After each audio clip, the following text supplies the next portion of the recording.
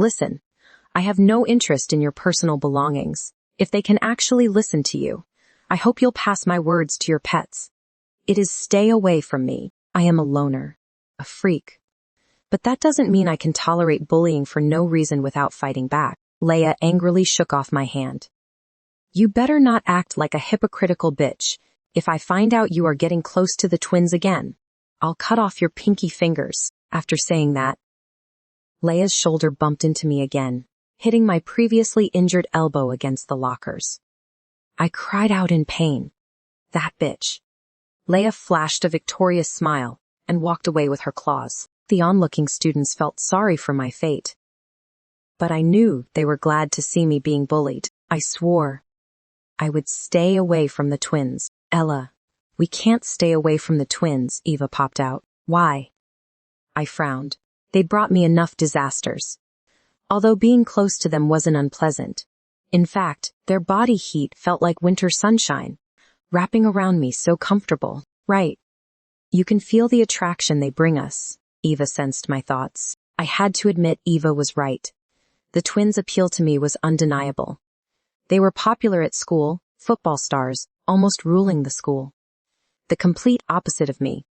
I'd been seen as a freak, a nerd, never invited to parties since I was little, but if I wanted to stay away from student politics as much as possible, I had to stay away from them.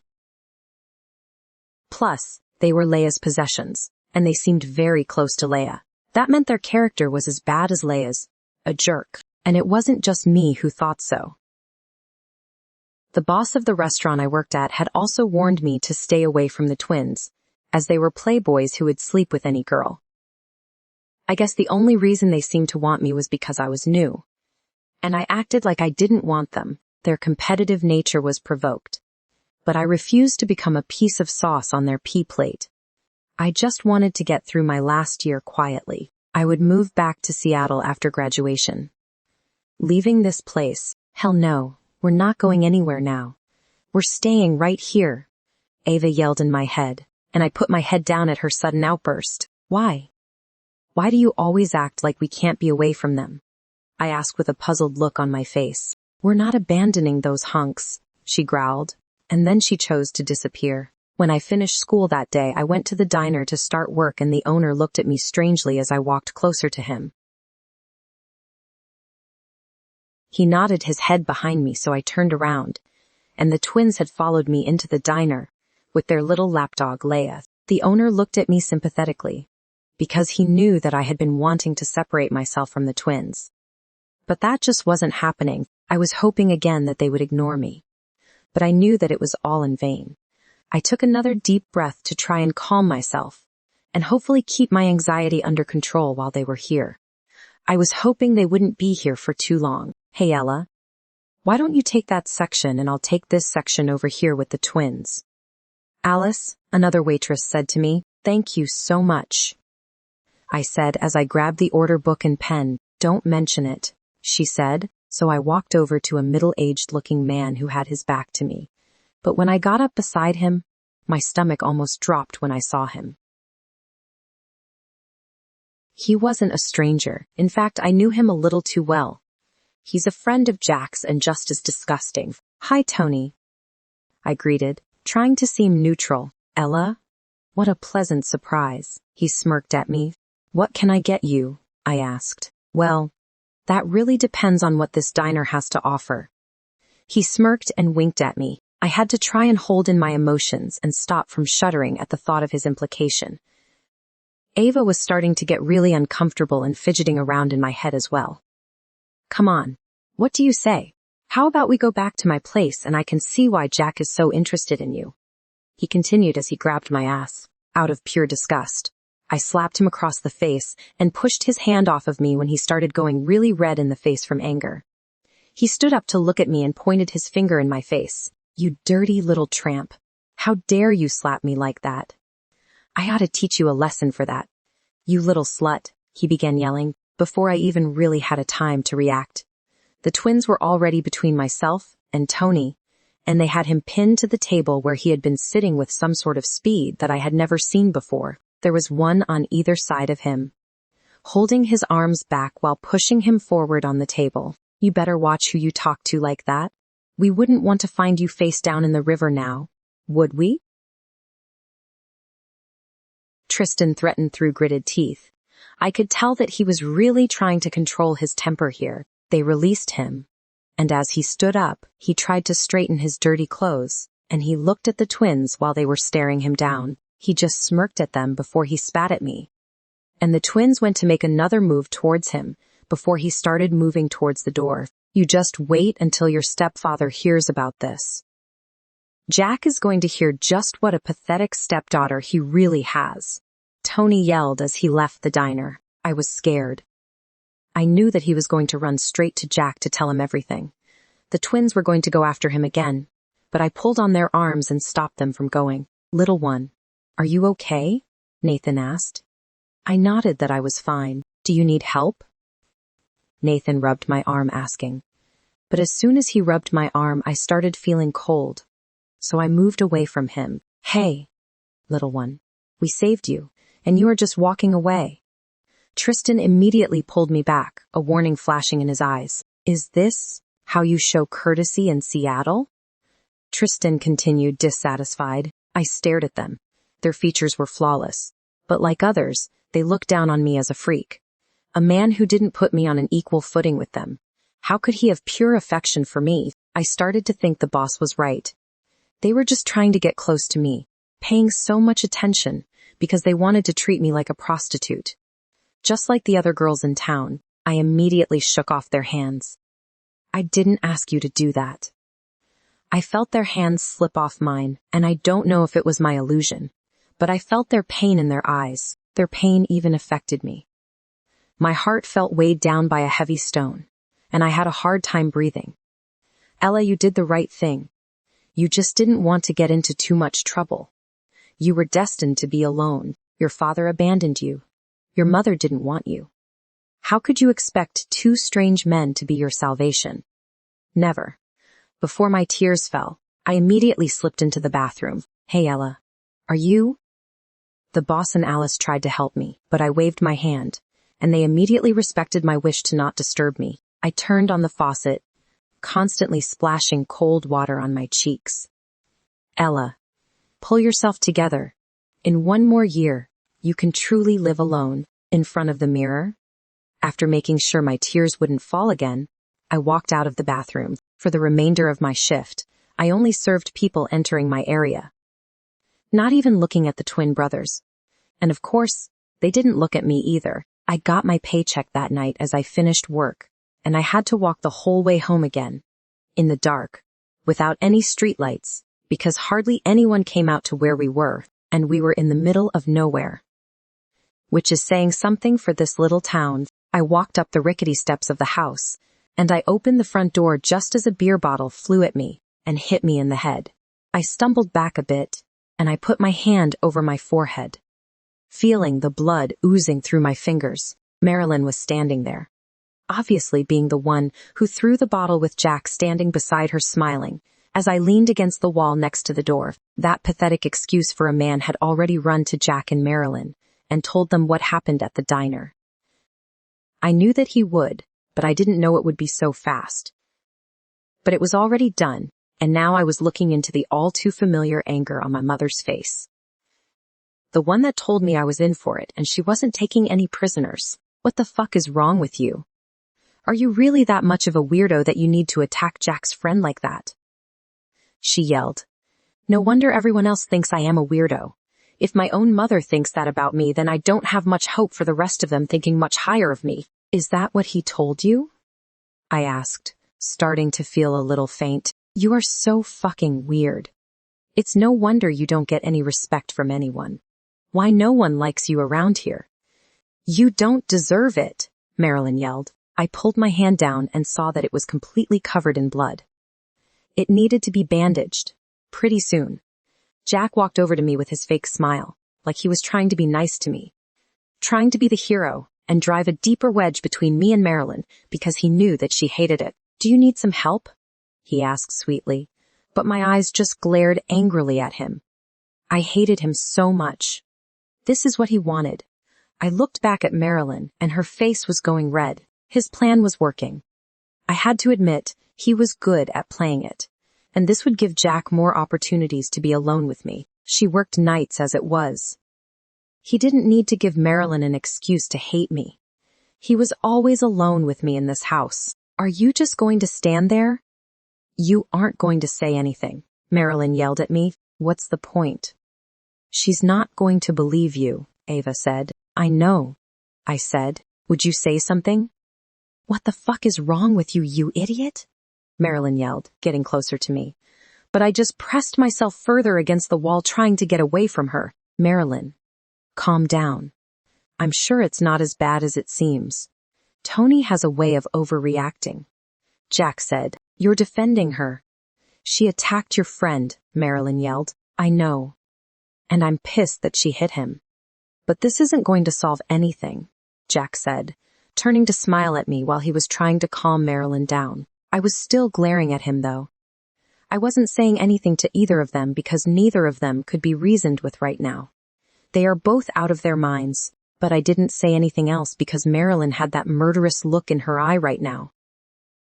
So I just picked up my bag that had fallen on the ground and I walked upstairs. Just calm down, sweetie, Jack said to Marilyn. How the hell can I calm down?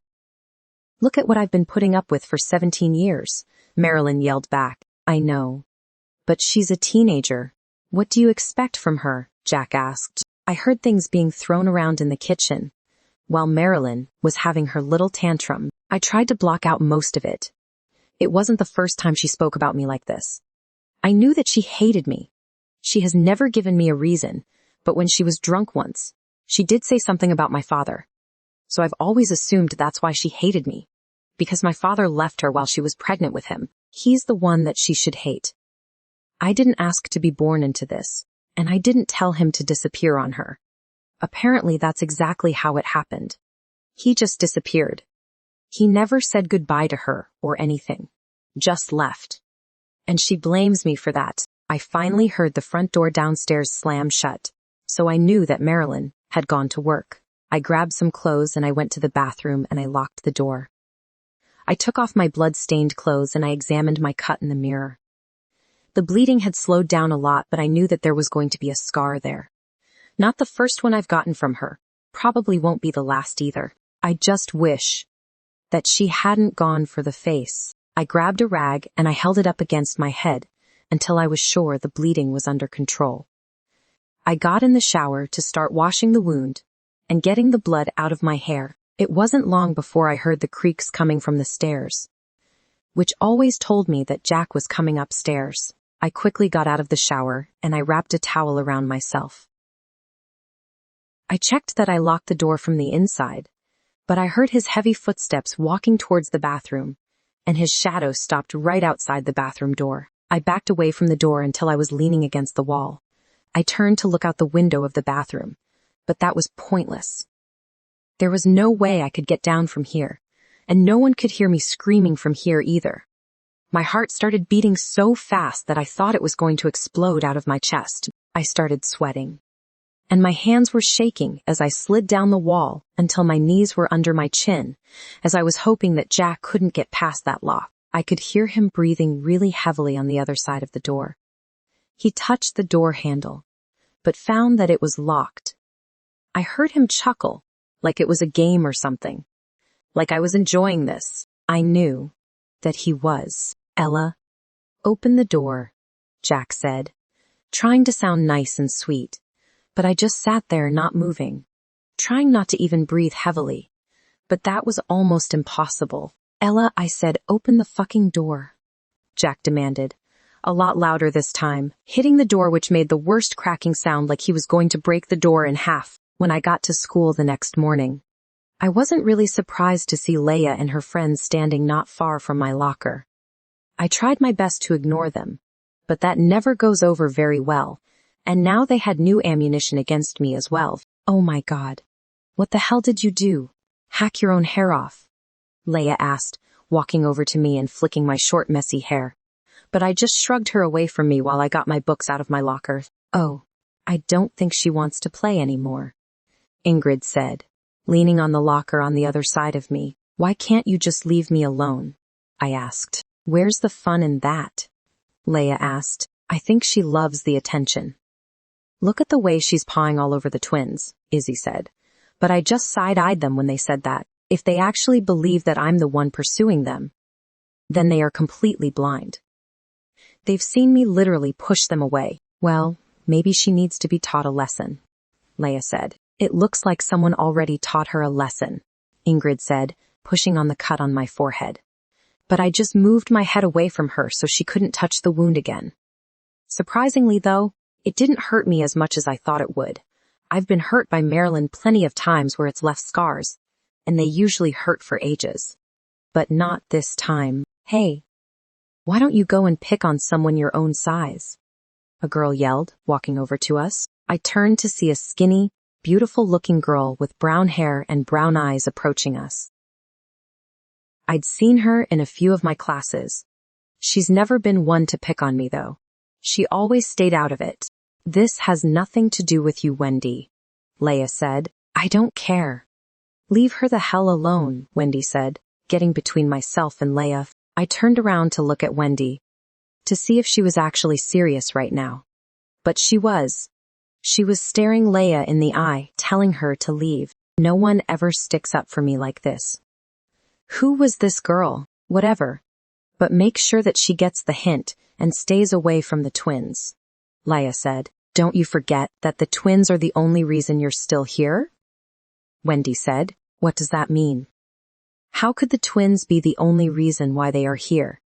They definitely aren't related, and if they are, that's just sick. But Leia took one last look at me before she left with her friends. Wendy turned around to look at me, and she had a really nice, warm smile on her face. I'm Wendy. She introduced herself. Ella, I said. Yeah, the new girl. It's not a very big town, she said. It's tiny, I corrected her. Yeah, it is. She chuckled. I saw you in class yesterday. Your new haircut looks cool, she said. It looks like a hack job, I said. Why would you say that? She asked. I couldn't wonder why she was being so nice to me. Is this just a prank that other students have cooked up to humiliate me? It wouldn't surprise me, not with the welcome that I've already gotten from this place. Are you all right? She asked. I must have been looking at her strangely. I didn't realize that I was doing it. Thanks for helping me with Leia and her lackeys, I said, turning back to my locker to get the rest of my books. Have I done something to upset you? She asked. Not yet, I said. But I said it without thinking. I guess I was just being over-skeptical, waiting for the other shoe to drop, waiting for the inevitable backstabbing to happen. Oh, listen, I can understand why you would think that of me. Believe me, I do. But please don't lump me in with the rest of the assholes that go to this school.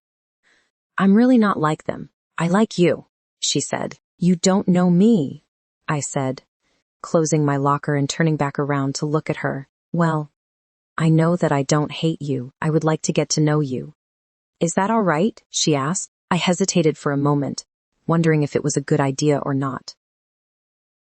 I wasn't sure if I should trust her. It was hard for me to trust anyone.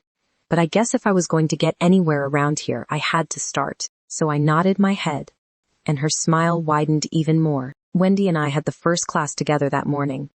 So she walked with me and no one really said anything to me as I made my way to class. We walked in and sat at the back of the room, and Leia and her friends were on the other side of the room, where they were yesterday, talking amongst themselves and laughing and whispering, but making it obvious that they were talking about me. Just another way to taunt me. Listen, don't worry about Leia. She's all kinds of bitch. She's entitled. She's rich. She's never been told no, and worst of all, she did have a fling with Tristan, which is why she now thinks that she belongs to the twins. Wendy said, What do you mean, belong? Why would any woman want to belong to a man? I asked. Oh, it's just a figure of speech, she said. But it looked like there was more to it than that, like she was holding back on something, but I wasn't really one to pry for information. If she wanted to tell me, then I guess she would. Wendy and I were facing each other, just making small talk when the class went quiet again. I looked up and saw the twins walking into the classroom. Hi guys, Leia said, starting to walk over to them. But they didn't even spare her a glance as they made a beeline straight for my desk. "You two aren't in this class," I said. But they put a bottle of juice and some snacks on my desk without saying anything at first. And Tristan handed me a note. I looked at it, and it had their information on it.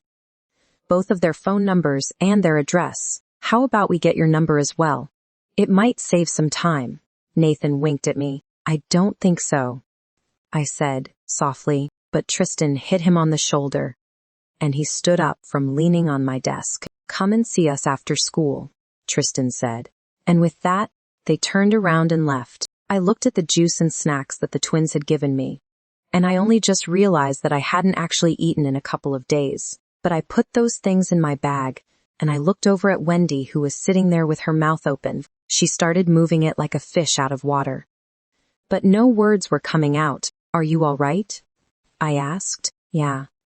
I've never seen them do anything like that before," she said. "Like what?" I asked, a little scared. "Like being nice to someone.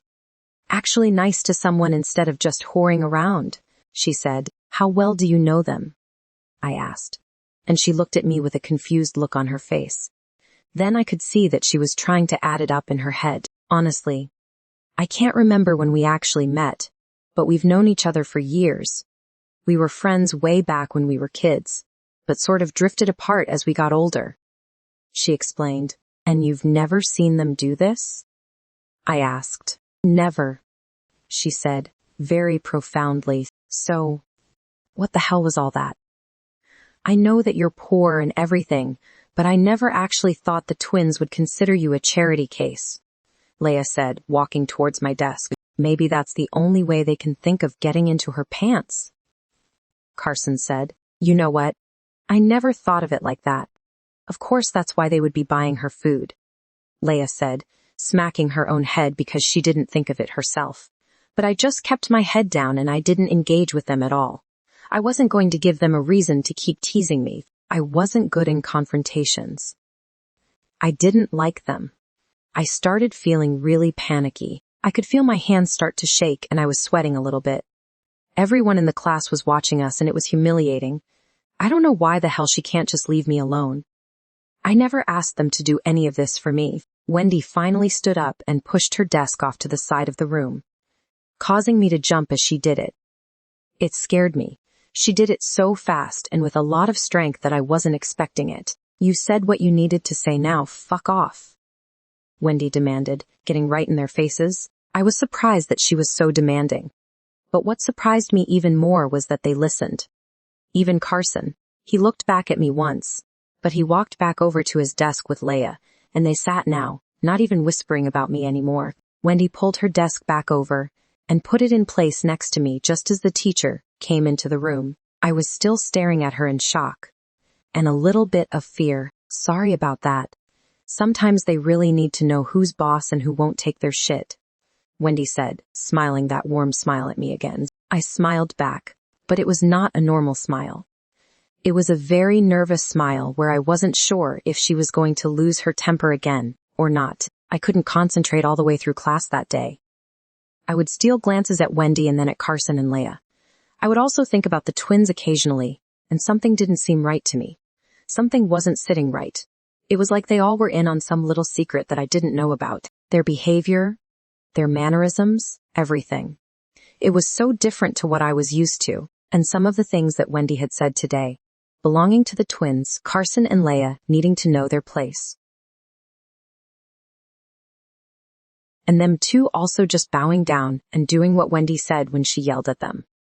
It seemed like that was the reaction that they wanted from me.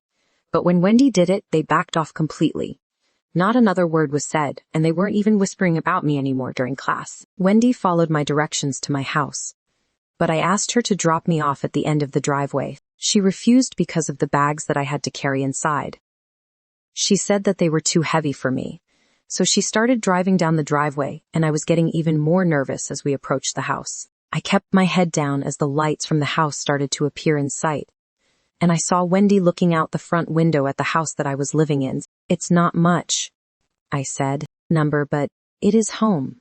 "How do you get to school every day?" she asked. "I walk," I said. "I'll pick you up from now on," she said. and I looked at her really strangely. Number. It's too far out of your way, I said. I have a car. It's fine, she said. She helped me get the bags out of the car, and I insisted that she just leave them on the patio.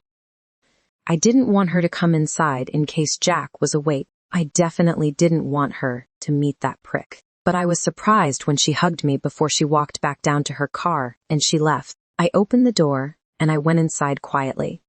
And I was so relieved to hear him snoring in the living room. He'd passed out on the couch, so I took the suitcases up to my room, and I went back down to the kitchen to get a coffee. While I was making that coffee, I saw an opened envelope on the counter, so I grabbed it and it had my name on it. I took the letter out and it was from Sally. But when I looked through the rest of the envelope, I saw that the check was gone. That bitch. Marilyn took the check that Sally sent to me. I don't know why I'm surprised. That's the only reason why she brought me to Alaska with her instead of abandoning me.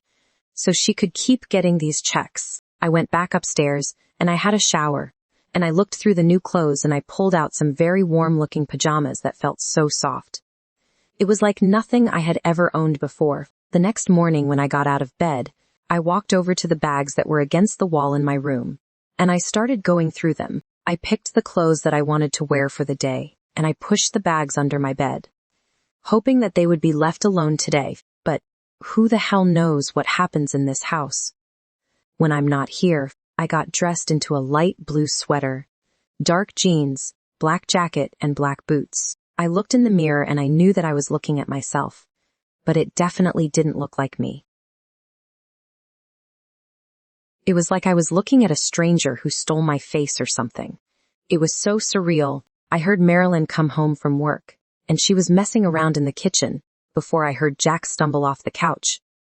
And he went into the kitchen as well. They both started arguing about something straight away. So I stayed upstairs and tried to stay right the hell out of it. I couldn't bear being near them when they're like this. Marilyn finally stormed up to her room and slammed the door. I put all of my school stuff in my bag and I had to try and find a way to get out of this house without Jack seeing me. That was always too hard.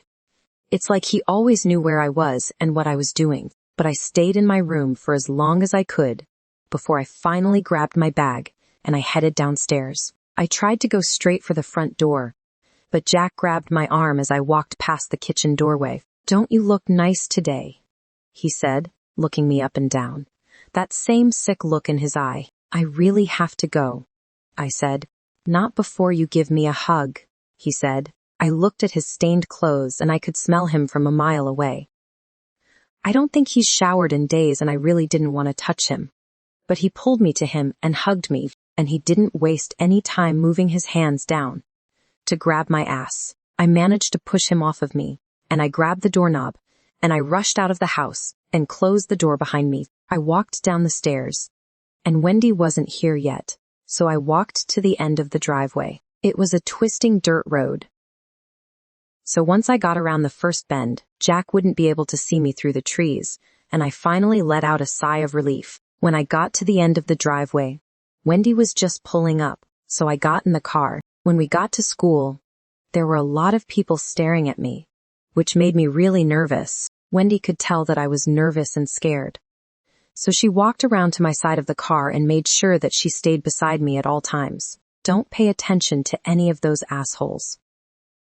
"Do you hear me?" she asked. "It's easier said than done," I said. "I know it is. Just stick with me and they should leave you alone," she said. "Why does everyone here do what you say?" I asked. "Not everyone here does what I say. Just the ones that know what's good for them," she said, looking very serious as she said it. We walked into the building, and we went to Wendy's locker first before we went to mine. I wasn't surprised at all when I saw Leia standing on the other side of the hall with her friends. She just seemed to be way too interested in making my life a living hell. I kept my head down and just grabbed my books, while Wendy leaned on the lockers next to mine and stared at Leia after I grabbed my books and we started walking towards our first class. I looked back and Leia was still staring at me with a deathly glare in her eye. "Why are they so scared of you?" I asked softly. "I told you. They know that it's just in their best interest not to piss me off, Wendy answered, nonchalantly. Really? Because you don't seem that scary to me, I said. And she looked at me with a big smile on her face. That's because I like you. They know that I don't like them, she said. Okay then. I guess that's fair enough, I said. But it still didn't really answer my question. I had a feeling that she wasn't going to answer my question either. It was the second time I had asked her that, and she was still giving me the same answer. Wendy stopped suddenly and I looked at her to see if she was all right. But she was just staring straight ahead. I followed her line of sight, and she was staring at Principal Stevens, who was standing up the end of the hall with another rather large man in his 40s wearing a very expensive-looking suit. The man that he was talking to spotted us. And they both walked straight towards us. Wendy. What's going on? I asked. I don't know. But I have a feeling that we're about to find out, she said. My confusion was outweighing any anxiety that I was having. And I watched as the two men approached up before stopping about a foot in front of us. Ella Winters, Wendy Carter. This is Dean Calvert, Principal Stevens said. I looked at Wendy and she was still standing there, frozen. It's nice to meet you, I stuttered out. It's very nice to meet you too, Ella. I've heard so much about you. Dean said. I didn't know how he could have heard so much about me. I was a nobody around here. A new girl in town with no friends. I don't think a man of his stature would really worry about someone like me. Really? I asked, surprised. My daughter Sarah is in some of your classes, he said. Okay, that explains it. So, he's only heard bad things about me. Apparently that's all that anyone has been hearing about me. I still don't know why he was bothering to meet me. They seemed like they were interested in coming over to myself and Wendy. And he hadn't looked at Wendy once since we'd been standing here. Oh, I don't think I've met her yet, I said. Hi, Daddy, Sarah said, running up to him. Hello, sweetheart, Dean said, putting his arm around her. What are you doing here? Sarah asked. I had to come and see Principal Stevens about a few things. Nothing to worry about, Dean said. And Sarah turned to look at us. All right. Well, I'll see you at home tonight, Sarah said. Of course you will, Dean said, and Sarah left. We need to get to class as well. It was nice to meet you, Wendy said, grabbing me by the arm and dragging me away really quickly, which I thought was really rude, but I didn't have a chance to protest. All right. What was that? I asked. I know that man. He's not a good guy, she said. What do you mean? I asked. And she kept looking behind us as we were walking away. I looked as well and Dean was still watching us, but she got us pretty far away from him pretty quickly. Just trust me. He's not a good guy, Wendy said, staring me in the eye. I had never seen her look so serious, so I knew that I should probably take her word on this. So far, she was the only person in this town that I trusted. So I was going to have to trust her on this as well. She looked scared when she saw him, and she looked serious while talking about him now. It started to make me nervous, and I hated feeling like this. So I agreed that I wouldn't ask any more questions about him. We kept walking closer to our classroom, and instantly my stomach dropped when I saw the twins standing outside the room. It looked like they were waiting for me, and that suspicion was confirmed when they walked up to us as soon as they saw us. Did you see him? Tristan asked. Yeah, Wendy said. What the hell is he doing here? Tristan asked. What are you all talking about? I asked. And all three eyes focused on me, but none of them answered me. I knew that something was going on, that everyone was keeping a secret from me. No one wanted to answer my question about why they were so worried about Dean being here. I mean, Wendy acted like she had just met him while we were talking to him. And then the twins were waiting for her to talk about him. How the hell does that work out? I didn't know what to think about any of this. The twins were still acting the same with me. They were sitting close to me and making sure that they could see me the whole day. But it was a lot weirder today. Between classes, they wouldn't leave me. At lunchtime, they sought me out to make sure that they were sitting with me. But they weren't saying much at all. But they were all looking at each other really weirdly. I was starting to feel really uncomfortable during the whole day. But I don't think they even picked up on that. Just giving each other weird looks. Like they always do. having conversations without saying anything. When school was over, I walked out the front of the building, and I saw the Impala was still in the car park, so I was going to sit and wait, when Wendy found me out the front. "What are you doing?" she asked. "I was thinking about waiting for the twins," I said. "What for?" she asked. "Because I wanted to," I said, looking away from her. She could tell that something was bothering me, and I didn't know where the twins were or what was taking them so long. They have been hanging off of me all day and now I can't find them. "What's going on, Ella? Why don't we go to the diner and get something to eat?" she said. "Why?" I asked. "Because I think we should talk," she said, but I just kept looking away from her. "I know that I've been acting weird today. I'm sorry," she added. "What do you want to talk about?" I asked. "I just think that you deserve an explanation for what happened today," she said. So I looked at her and I hesitantly nodded my head. "Yes." So we started walking over to Wendy's car. We drove to the diner, and I walked inside and saw my boss standing behind the counter. But I wasn't working today.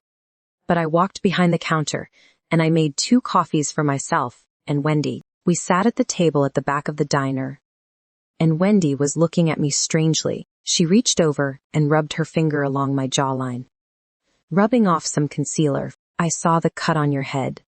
I thought you had a slight bruise on your cheek." "What's this bruise from?" she asked. "It must have been when I fell in the bathroom," I said, looking down into my coffee. "Why don't you tell me what's really going on?" she asked. How the hell could I tell her what's going on? Everyone at school already thinks I'm a freak. I don't need them adding another label to it. I really doubt anyone would feel sorry for me and leave me alone. It would just be more ammunition for them. If my own parents don't like me, then why should they? "You smelt of stale alcohol and cigarettes when you got in the car this morning." "I know that smell wasn't from you," she said. "What do you want me to say?" "There's nothing going on. I don't want any more problems than I already have," I said. "I can help you," she insisted, but I shook my head. "Number, you can't. I only have a year here. Once I graduate from school, then I will be moving back to Seattle. I was going to see the twins this afternoon, but I know that it was a mistake. I need to find a way to get them to leave me alone," I said. "I don't think they're going to," she said, and I looked at her suspiciously. "Do you know something that I don't?" I asked. "Number." "Just that I have never seen them act like this with anyone but you," she said, "and you don't think that's weird?" Twins are both pursuing the same girl at the same time, and neither of them seem to be competing. It's like they want to share me or something. "That's not normal," I said. But she didn't seem too fazed by it, like she saw it all the time. "It was weird. I know that it doesn't. But the twins aren't normal," she said. "Listen. If I can just get them to leave me alone, then I know Leia and her friends will leave me alone as well. They'll get bored soon." "It's happened before," I said. "Are you sure of that?" she asked. "Yeah. Positive," I said. I was positive about what had happened at my last school that I had gone to, but I wasn't too sure about this school. It was so different from the others. And the twins definitely weren't like any typical jocks that I had met. Leia was a typical bully, though. But for once I actually know why she's attacking me. It's because of the twins, so if they just left me alone, then so will she. I hope. My boss Adam came over and gave Wendy and I a plate with hot apple pie on it with ice cream. "Just the way I liked it, thanks, Adam." "I didn't order this," I said. "It's on the house." "You look like you could use some sweets," he said, and I looked away skyly. I knew that I was too skinny. I could only eat what I could buy, and sometimes that wasn't even enough. I excused myself as I went to the bathroom, and while I was in there, I noticed that the concealer was starting to wipe off. The bruises on my face and on my jaw were starting to look more prominent.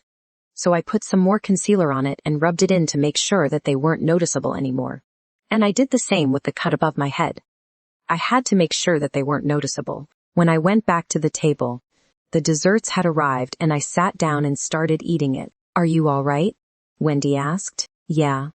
I'm fine," I said. I heard the bell to the diner's door go off, and I looked up to see the twins walking inside. They spotted us at the back of the room, and walked straight over to us and sat at the same table without asking. Tristan sat next to me, and Nathan sat next to Wendy, staring straight at me. I heard you were waiting for us this afternoon, Nathan said. Who told you that?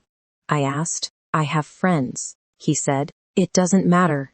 It's not important anymore, I said. Why can I smell cheap makeup? Tristan asked. He looked at Wendy, but she didn't move, and then he turned to look at me.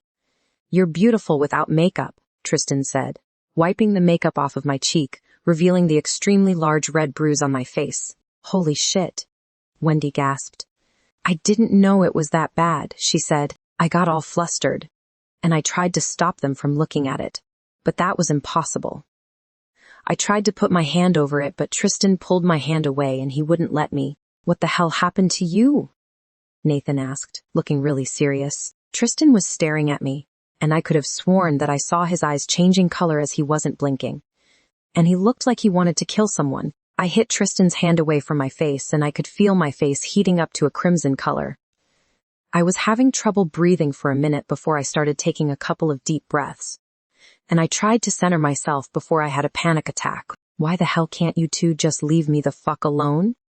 I asked. What happened to you? Who did that? Tristan asked. No one did it to me. I fell. I fell in the bathroom and hit my head on the sink.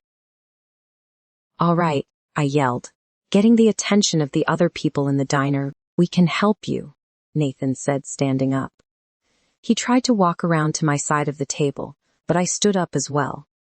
I stepped away from him and I held my hands up.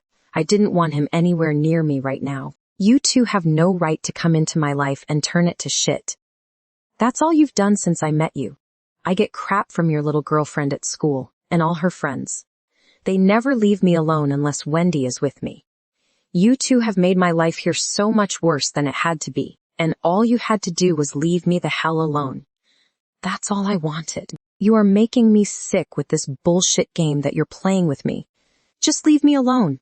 I'm not going to say it again, I yelled. They both stood there staring at me, hurt in their eyes and sorrow on their faces. I grabbed my bag off the floor and I walked out of the diner and down the street, trying to get as much distance away from them as possible. I couldn't stand this anymore. I kept telling them to leave me alone. And honestly, I was only waiting for the twins this afternoon because I wanted to know what the deal was with Deem. I didn't feel comfortable with him. He was looking at me weird, like everyone, but a little bit more intently.